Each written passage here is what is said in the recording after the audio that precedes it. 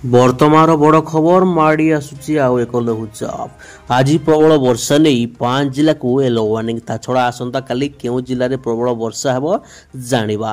ଆସନ୍ତାକାଲି ପାଇଁ 10ଟି ଜିଲ୍ଲାକୁ ବିଜୁଳି ଘଡ଼ଘଡ଼ି ସହ ବର୍ଷା ନେଇ ୟେଲୋ ୱାର୍ଣ୍ଣିଂ ଜାରି କରିଛି ପାଣିପାଗ କେନ୍ଦ୍ର। ସମ୍ପୂର୍ଣ୍ଣ ସୂଚନା ପାଇଁ ଭିଡ଼ିଓକୁ ଶେଷ ପର୍ଯ୍ୟନ୍ତ ଦେଖନ୍ତୁ। ତା ସହିତ ଚ୍ୟାନେଲକୁ ନୂଆ କରି ଆସିଥିଲେ ଆମ ଚ୍ୟାନେଲକୁ सब्सक्राइब करी नोटिफिकेशन को ऑन कर दिंतु प्रत्येक दिन पाणीपाग खबर जानिया पाई। बढ़िबो वर्षा आसुची एक लघुचाप। आसंता काली बंगोपसागर रे सृष्टि हो घूर्णिबलय।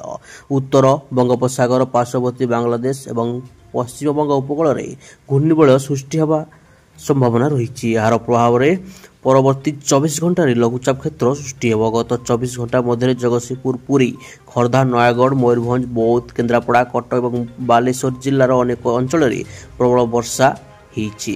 विशेषकर उत्तर ओडिशा रे अधिक वर्षा हो पारे।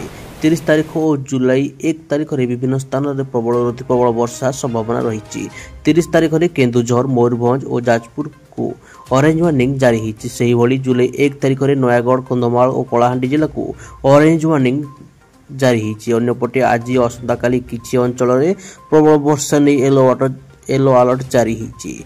आज बरगढ़, झारसुगुड़ा, संबलपुर, सुंदरगढ़ और केन्दुझर जिला को प्रबल वर्षा पाई येलो वार्निंग जारी होती। दर्शक बंधु होता पाणीपाग सूचना। आज भिडियो भल भिडियो गोटे लाइक करंतु और चैनल को सब्सक्राइब करंतु। धन्यवाद।